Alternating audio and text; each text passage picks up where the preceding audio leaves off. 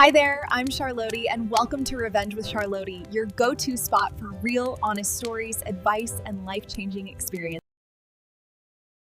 My name is Brianna Harper, 32, scraping by as a freelance designer in Tucson. Saturday morning, my phone wouldn't stop buzzing on the kitchen counter. Group chat lit up. Dylan, my 28-year-old brother, posted a photo of a signed contract. Caption: Grandpa was smart leaving the bakery to me. Sold it. Invested the 450 grand. Big moves. Instant hearts. Aunt, uncle, cousins. Everyone dropped fire emojis. Proud of you, kid. Future millionaire. I stared at the screen, coffee cooling in my hand. Typed fast. You actually read the will? Silence. 30 seconds felt like 30 minutes. Mom, what will I... Forwarded the email I'd opened 5 minutes earlier. Subject line from attorney Evelyn Sharp. Self-dug grave. Her exact words. The signature on the transfer doesn't match the original. Not even close. Dylan's profile pic, still grinning under the sold sign. My pulse stayed steady, cold, sharp. Grandpa's bakery wasn't just flour and ovens. It was the one place he said I belonged. And now it was gone, turned into crypto bets by the brother who never lifted a rolling pin. If you've ever watched someone cash in your legacy while the family cheers, drop your story below. Hit subscribe. We're just getting started. Every summer, 10 years back, I drove my beat-up Honda from the college dorm straight to Tucson. 4 hours on I-10 with the AC barely coughing cool air. The desert stretched endless, but the second I hit Speedway Boulevard, the smell of yeast and cinnamon pulled me home. Harper's Hearth sat on the corner lot. Red brick faded by sun, neon sign flickering open since 1965. Grandpa Clyde waited at the back door, apron dusted white, waving me in before the engine cooled. He started the routine at 4:30 sharp. "Bread waits for no one, Brianna," he'd say, handing me a steel bowl, heavy as a dumbbell. I measured flour by feel. 6 cups for the sourdough starter he kept alive longer than I'd been breathing. His hands, knotted from decades of kneading, guided mine through the dough. Fold, press, turn. Feel the gluten build, he instructed, voice low over the mixer's hum. Sweat beaded on my forehead under the industrial fans, but I loved the rhythm, the way the mass transformed from shaggy mess to smooth ball. Dylan never showed before noon.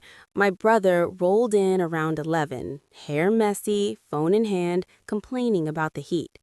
"Why start so early?" he'd groan, grabbing a fresh roll from the cooling rack without asking.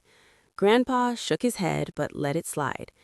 Dylan filmed quick clips for his followers, behind the scenes at the family biz, then vanished to edit, leaving crumbs on the counter. He talked big about expanding online, shipping nationwide, but never touched the ovens. Orders piled up. I boxed them after closing. Aunt Lorraine handled the numbers from a small office off the kitchen, Dad's younger sister. She wore reading glasses on a chain, tapping away at a calculator that clicked like rain on tin. She arrived at 8, coffee in one hand, ledger in the other. "Morning, kiddo," she greeted me, sliding invoices across the desk. I helped count receipts on slow afternoons, learning how margins worked, why flour prices spiked in July. She explained deductions, payroll, the quiet stress of keeping lights on when tourist season dipped. One July evening, after the last customer left, Grandpa called us to the office. The shop smelled of vanilla and charred crust from the final batch. He pulled a yellow legal pad from the safe, pen scratching steady. "Time to put it in writing," he announced, eyes on me. I watched the words form, the bakery, the recipes, the building, everything to Brianna Harper upon my passing. No conditions, no split. He signed with a flourish, dated it, then handed the pad to Aunt Lorraine. "Witness this." She nodded, adding her signature below. "Smart move, Clyde." Then she grabbed her phone. Nothing fancy, just a flip model with video. "For the record," she said, propping it on a stack of cookbooks. Grandpa read the will aloud, voice clear, explaining why. Brianna gets the heart of it. She's got the hands, the patience. The clip lasted 2 minutes, his face filling the screen, apron strings tied tight. He saved it to a small USB drive, labeled in marker, Hearth Will. Aunt Lorraine tucked the drive and a photocopy into an envelope, sealed it, and locked both in the safe. Insurance, she whispered. Dylan wandered in midway, yawning. What's all this? Grandpa waved him off. Family business. Go close up, my brother shrugged, pocketed a cookie and disappeared. He never asked details, assumed the place would fall to him as the guy. Mom reinforced that at dinner later. Paula Harper, bank teller by day, proud of her son's entrepreneurial spirit. Dylan's got vision, she said, passing potatoes. You focus on your art degree, sweetie. I bit my tongue, tasting yeast on my fingers. Those summers built more than loaves. Grandpa shared stories between rises, how he bought the shop with VA loan money after the war, courted Grandma with free lair, survived 2 recessions by bartering bread for rent. He quizzed me on ratios, let me experiment with rosemary focaccia that sold out in hours. Dylan contributed ideas like slap a logo on mugs, then napped in the storage room. Aunt Lorraine balanced the books, catching errors before they hurt, teaching me to spot discrepancies in supplier bills. By August, my arms ached from proofing baskets, but I craved the routine. Grandpa slipped me the master key one night. This opens everything, he said. Earned it. The safe held deeds, old photos, the envelope with the will. I never opened it, then, trusted the process. Dylan mocked the early hours, called me dough girl in texts, but Grandpa's nod meant more than any like on social media. Aunt Lorraine filmed casual moments too, me piping cream into profiter rolls, Grandpa tasting batter off a spoon. She backed everything to that USB, a digital archive of the shop's soul. One day you'll need proof, she told me privately, away from Mom's ears. I laughed it off. 22 and invincible, packing for senior year. Little did I know the envelope would sit untouched for a decade, gathering dust while life pulled me, freelance, far from the ovens. 3 days later, I opened my laptop at a corner table in a Tucson coffee shop, the kind with mismatched chairs and baristas calling orders over indie rock. The screen glowed against the morning glare filtering through dusty windows. An email notification sat bold in my inbox. Sender, Attorney Evelyn Sharp. Subject, urgent. Bakery transfer review. I clicked. The message loaded slow on public Wi-Fi. Evelyn Sharp wrote in crisp paragraphs. Reviewed the sale documents you forwarded. The signature on the transfer agreement does not match the handwriting in the original. Will you scanned last year? Loops are compressed, pressure inconsistent. This isn't a minor discrepancy. She attached side-by-side scans, Grandpa's flowing cursive from the will versus tighter, hurried strokes on the closing papers. Recommend freezing any proceeds until verified. Call me. My fingers hovered over the trackpad. Dylan had signed those papers. I pulled up the family messenger thread on my phone, scrolling past the weekend frenzy. He posted updates hourly after the sale. 10:15 a.m. Monday, a screenshot of a bank alert, $450,000 incoming, caption seed money for the empire. 11:02, linked to a crypto exchange wallet address, blurred but balance visible, already converted half to Bitcoin. Steel Gang, he wrote with rocket emojis. I screenshotted every post. 12:47, Dylan shared a meme about quitting the 9-to-5, tagging local friends. 13:0, photo of new laptop boxes, tools for the trade. I captured them all, timestamps intact. 2:09, voice note, his laugh echoing. Told you the old man picked right. This cash flips itself. I saved the audio file, renamed it Evidence 01. Evelyn Sharp's firm handled Grandpa's estate basics years ago. Simple stuff, no contest expected. I dialed her number from the email signature. She answered on the second ring. Brianna Harper, glad you called. Her tone stayed even, professional. The notary stamp raises flags too. Data lines, but the emboss pattern is off. common in rushed forgeries. She paused. Not accusing yet, but we need the original will for comparison. I explained to the safe at the bakery, the envelope I remembered. Dylan has access now. She hummed. Get it secured. I'll draft a hold letter to the title company. We set a video call for afternoon. Hanging up, I archived more chats. Dylan bragged about margin trading at 320, posted gains of 20 grand by 4. Easy money, he typed. I noted the exchange name, copied wallet IDs from his stories before they expired. The coffee shop buzzed around me, clinking mugs, keyboard taps. I created a new folder on my drive, bakery proof, dropped in the email chain, scans, 52 screenshots, 3 voice notes, labeled subfolders, signatures, transfers, crypto posts. Dylan kept feeding the thread. 506, poll for followers, invest in NFTs or DeFi. 80% picked DeFi.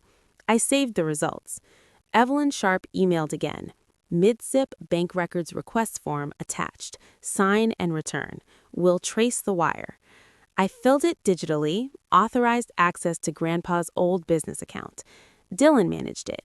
After the funeral, Mom insisted he was good with numbers. I forwarded transaction alerts. He shared outgoing wires to offshore exchanges, labeled growth capital. Each one chipped away at the principal. By 6, the folder hit 2 gigabytes.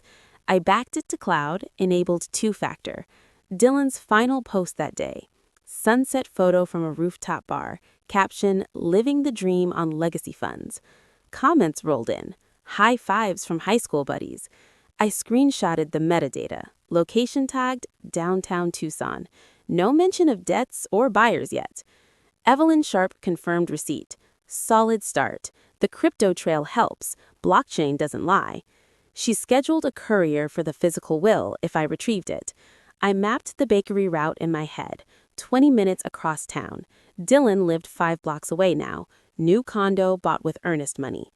I closed the laptop, paid for the cold latte, and stepped into the evening heat. The evidence stacked. Clean, undeniable. That evening, the group chat buzzed again on my phone while I unpacked groceries in the kitchen. Notifications stacked rapid fire. Dylan dropped a new message at 7:12. Phase 2. Who's in for a food truck fleet? Harper's on Wheels. Need $50K each from 5 partners. ROI in 6 months. He tagged me, Mom, 2 cousins, and a high school buddy turned investor. Attached a mock-up logo, cartoon sourdough with $signs for eyes. Replies flooded. Cousin Mark, count me in for 20. Uncle Ted, smart pivot kid. Dylan followed with the Google Doc link. Business plan. Projected revenue from festivals, corporate catering. Bakery sale funded the prototype, he added. I opened the doc. Page 1 listed assets, $450,000 as seed, no mention of debts or liens. Page 3 showed mock locations across Arizona, branded wraps on trucks. Mom jumped in at 7:19 with a voice message 3 minutes long. I played it on speaker. Dylan's thinking big, everyone. The bakery was Grandpa's dream, but times change. Trucks reach more people. Mobile, modern. Brianna, support your brother. He's carrying the family name forward. Her tone carried that familiar edge, the one reserving praise for him alone. She ended with heart emojis. I typed back, the sale isn't final until paperwork clears. Sent. Dylan responded instantly. Already closed, sis. Title company wired yesterday. Stop raining on the parade. He posted a photo of the first truck chassis in a warehouse, captioned, Build starts tomorrow. More tags, more commitments. Cousin Lisa pledged 10 grand. Dylan created a Venmo pool link pinned to the top. 8:05. He shared a contract template for partners. Simple IOU, no collateral. Signed digital, funds by Friday. I downloaded it. Scanned clauses, vague repayment terms, his signature at the bottom as CEO of Harper Mobile Eats LLC. Registered that morning per the footer. Mom commented, proud mama moment. Dylan always had the hustle. The chat scrolled nonstop. Dylan outlined menu tweaks, gourmet grilled cheese, artisan donuts to differentiate from competitors. He quoted suppliers, bulk flour deals locked in. Leveraging old contacts, he wrote. A cousin asked about equity split. Dylan, I hold controlling 51% for vision and execution. No one pushed back. 9:20, Mom sent a private message. Call me. I ignored, muted the group temporarily. Dylan kept momentum. Live poll, first city, Phoenix or Vegas? 1. He promised mock-ups by morning, teased franchise potential from one shop to a chain on wheels. 10:01, he uploaded a video walkthrough of the warehouse space leased under the new LLC. Empty bays, roll-up doors, his voice narrating expansion phases. Phase 1, 3 trucks. Phase 2, 10. Comments cheered. Mom, that's my boy. I unmuted, watched the thread hit 200 messages. 10:43, Dylan direct messaged me. Loosen up. Grandpa would want growth, not stagnation. Attached a meme. Old man, thumbs up with innovate or die. I left it on red. The group shifted to logistics. Who handled permits, insurance quotes? Dylan assigned tasks, volunteered himself for branding. 11:11, Mom posted a throwback photo. Dylan at 16, behind the counter, apron too big. From helper to leader. Likes poured in. Dylan replied, full circle. He outlined funding tiers. Bronze for 5K, gold for 25. Pledges tallied in a shared spreadsheet. Already 90 grand committed. 11:30, the energy peaked with voice notes overlapping. Dylan hyped tax advantages of the LLC, pass-through losses. Mom chimed, Brianna, contribute or step aside. Family unites. I screenshotted the spreadsheet, noted names and amounts. 11:58, a private notification slipped in from Aunt Lorraine. Timestamp, 22:41. Got the USB with Grandpa reading the will. Still in the safe envelope, sealed. Video clear as day. Come get it before anyone else does. No emojis, no extras, just the facts. I stared at the screen, kitchen light harsh overhead. The group chat kept pinging in the background, Dylan sealing deals with digital handshakes. The next morning, Dylan FaceTimed me from his garage, the call popping up while I poured cereal. His face filled the screen, eyes wide, background cluttered with toolboxes and the new truck chassis under tarp. 8:12 sharp. Brianna, pick up, emergency. I accepted, bowl in hand. He paced in front of a workbench, phone shaky. The bank locked everything. Joint account, business line frozen, title company called, said hold on the wire. His voice cracked, higher than usual. $450K gone from access. What did you do? I set the cereal down, sent proof to Evelyn. Sharp. Signatures don't match. Dylan stopped pacing, leaned closer to the camera. I signed what the buyer gave me. Sweat beaded on his forehead, despite the AC unit humming. He pulled up his banking app on another device, tilted it toward me. Balance. 0. Available pending hold notice. Skylar appeared behind him, still in spa scrubs from the night shift. Dylan's life grabbed the phone, studying the frame. Tell her, Dylan muttered off screen. Skylar hesitated, then spoke direct. I saw the transfer papers. Dylan added your name to the signature line. Said it was routine, Grandpa's old habit for shipments. Her eyes darted to him. I knew it looked off, but figured the sale covered it. We put Ernest on the condo. Dylan snatched the phone back. We're screwed. Crypto wallets tied to the account can't move positions. Margin calls incoming. He scrolled frantic through exchange alerts. Red numbers flashing. Lost 30 grand overnight. Need liquidity now. I stayed calm. The will names me sole heir. You transferred without authority. Dylan's face flushed. Mom said it was fine. Joint decision after Grandpa passed. He switched to speaker, dialed the bank on another line. Hold music played loud.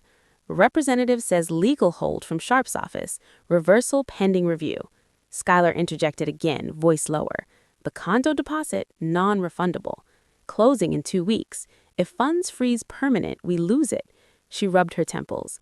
I told Dylan to wait, verify, but he rushed the buyer. Dylan shot her a glare. You signed the mortgage app too. He hung up the bank line, slammed a wrench on the bench. Fix this, Brianna. Call your lawyer off. I shook my head. Too late. Evidence submitted. Dylan listed assets allowed. Truck deposit, equipment orders, marketing budget, all tied to the wired money. Vendors want payment up front. Contracts void if no cash. Skylar pulled him aside, whispered, audible, tell her about the loans. Dylan faced the camera again. Personal line for $20K maxed on promo gear. Interest kicks in Friday. He showed credit card statements, balances climbing, food truck partners asking for wires today, spreadsheet commitments. I asked for specifics. Dylan shared his screen. Email from title company. Funds escrowed per attorney request. Release requires court order or mutual agreement. Timestamp, 7:45 a.m. He refreshed crypto positions. Another dip, down another 15%. Stop loss didn't trigger. Skylar took over. We thought the sale cleared everything. Dylan handled probate shortcuts, said Mom co-signed power of attorney. She produced a document on her phone, zoomed in. Mom's signature below Dylan's, dated post-funeral. I witnessed but didn't read close. Dylan paced faster. Buyers threatening lawsuit for breach. Earnest money clawback. He opened vendor invoices, oven installs, wrap graphics, permits. Totals exceeded frozen amount. Cash flow negative already. I recorded the call discreetly, app running in background. Dylan rambled options, bridge loans, sell the chassis, crowdfund partners bailing if no progress. Skylar listed household impacts, car payment due, spa rent increase. We skipped insurance premiums to free cash. Dylan begged, split the hold, let half through for trucks, I'll repay the rest slow. His garage door rattled open, neighbor waving. He ignored. Grandpa wanted legacy, not lawsuits. Skylar added, condos are future, kids planned. I ended recording. Talked to Evelyn Sharp. Dylan's screen froze on his panicked expression. Call dropped at 9:01. I emailed the file to her, labeled Call Recording Dylan Skylar. Added notes on admissions. Condo, risk mom's signature. Friday afternoon, I landed on a short domestic flight back to Tucson. Wheels touching down at 3:20. Aunt Lorraine picked me up curbside in her silver sedan, envelope already on the passenger seat. We drove straight to Harper's Hearth, the building locked since the sale, windows papered over. She parked in the alley, keyed the back door. Inside, the air hung stale with lingering yeast. Counters cleared, ovens cold. Aunt Lorraine led to the office, knelt by the safe embedded in the floor under the desk. Combination turned slow, Grandpa's birthday backward. Click!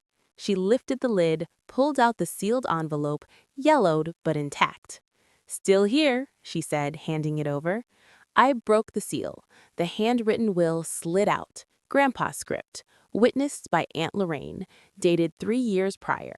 Below it, the USB drive, label faded but legible.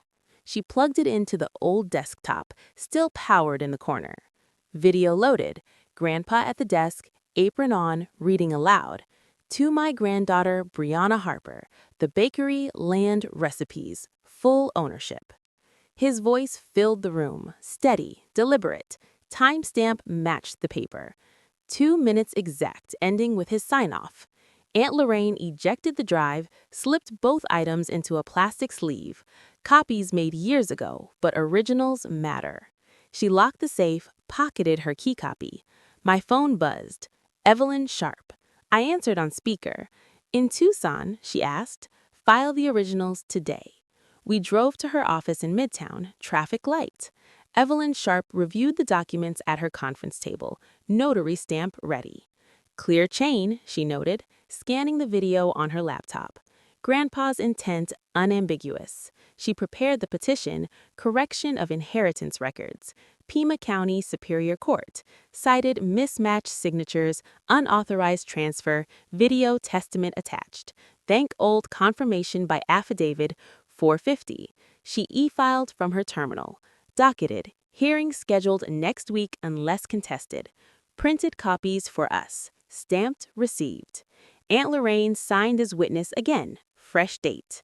Evelyn Sharp explained next steps.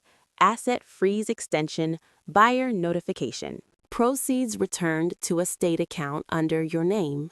Dylan burst through the door at 5:15, unannounced, face flushed from running. Skylar trailed behind, keys jingling. Heard you were here, he panted, spotting the papers. Aunt Lorraine blocked the desk. Dylan ignored her, turned to me. Stop this. Let me pay back monthly. $5,000, 10 years. Keep the trucks running. I held the will copy. Court decides. Dylan pleaded. Details. Vendor deposits non-refundable. Partner pullouts. Crypto tanked. Need principal to cover. He outlined a schedule on his phone, showed amortization table. Interest-free. Swear it. Skylar nodded. Support. We'll downsize the condo plan. Evelyn Sharp interjected. Any agreement requires court approval post-verification. She slid the filed petition across. Dylan scanned, eyes widening at the video attachment summary. That old clip. Grandpa rambled. Aunt Lorraine countered. Legal reading witnessed. Dylan switched tactics. Family discount. Take half. Now. I rebuild with the rest. He listed concessions. Rename LLC. Credit me on branding. Skylar added monthly reports, full transparency. Dylan pulled bank alerts, overdraft notices, loan denials without release, bankruptcy. Monday, I reviewed the petition's signature page. Process runs its course. Dylan slumped into a chair. Propose counters, quarter up front, balance secured by truck titles. Evelyn Sharp noted each offer verbally, time-stamped for record. Submit formal, but originals override. Aunt Lorraine gathered the sleeve. Grandpa trusted Brianna. Dylan appealed to her. You saw him daily. Know he wanted growth. She shook her head. He wanted the hearth protected. Security buzzed. Closing time. Evelyn Sharp escorted them out, locked the door behind. Dylan texted from the parking lot. Payment plan PDF attached. Desperate emojis. I forwarded to Evelyn Sharp without reply. Aunt Lorraine drove me to a hotel near the airport, original secured in her glove box overnight. Court clerk confirmed receipt by email. Case number assigned. 2 months later, I stood in front of the old oven inside the bakery, heat still radiating from a test batch of sourdough. Court ruled clean inheritance, records corrected, funds reversed to estate control under my name. The buyer walked away with a refund minus fees. Title reverted. I held the keys again, alone in the space Grandpa built. Dylan filed bankruptcy the week prior. Chapter 7. Full liquidation. Truck sold at auction for pennies. Crypto positions wiped in the crash. Creditors claimed the condo deposit. Personal loans defaulted. He texted once, starting over from zero.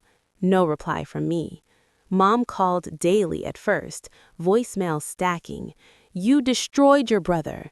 I listened to one, her blaming the system. The lawyer me. Family sticks together. Aunt Lorraine cited public in the group chat, remnants posting old photos of Dylan helping customers. He tried his best. Their defense never wavered. I opened Messenger on the prep table, group still active despite the drama. Scrolled to Mom's profile, last message, think of Grandpa's memory. Dylan's auction notice shared for sympathy. Aunt Lorraine's prayer chain to the boys. I selected all 3. Hit remove. Confirmation pop-up? Permanently delete conversation? Yes. Chat vanished? Contacts blocked. Clean cut. The ovens fired up at 4 a.m. the next day. Starter bubbling from Grandpa's original jar, revived with filtered water, rye flour. I measured 6 cups, folded the dough exactly as taught. No shortcuts, no online gimmicks. First loaves proofed in linen baskets, scored with a lame he gifted me years ago. Suppliers called back, contracts renegotiated under Harper's Hearth sole proprietorship. Wholesale accounts transferred smooth, no liens attached. I hired 2 bakers from the old crew part-time to start. Payroll processed through the business account now, flush with returned principal. Sign maker arrived mid-morning, ladder against the facade. Old neon dismantled, new letters installed. Harper's Hearth, Est 1965. Simple script, warm glow, recipes stayed locked in the office drawer. Sourdough-based cinnamon swirl, rosemary focaccia. No tweaks, no fusion trends. Customers trickled in reopening day. Regulars hugging counters. Miss the real thing. Dylan showed up once. Cap low outside the window, watched the line form, left without entering. Bankruptcy discharge papers, public record. Debts erased, but credit ruined 7 years. Skylar took a second job, condo dream shelved. Mom mailed a card. Proud of the shop. Still your mother? Returned unopened. Aunt Lorraine tried email, apology mixed with justification, deleted unread. No paths back. Inventory stocked, full flour sacks stacked, butter chilled. I baked through nights, exhaustion familiar from college summers. Profit margins slim but honest, no investor strings. Community board filled with local orders, wedding cakes booked months out. The will hung framed behind the register, Grandpa's words visible to all. Video played silent on a loop tablet for curious patrons. His voice muted but intent clear. Legacy protected, not expanded. Justice didn't require forgiveness, it demanded boundaries. I turned the open sign, locked the door at close, keys mine alone.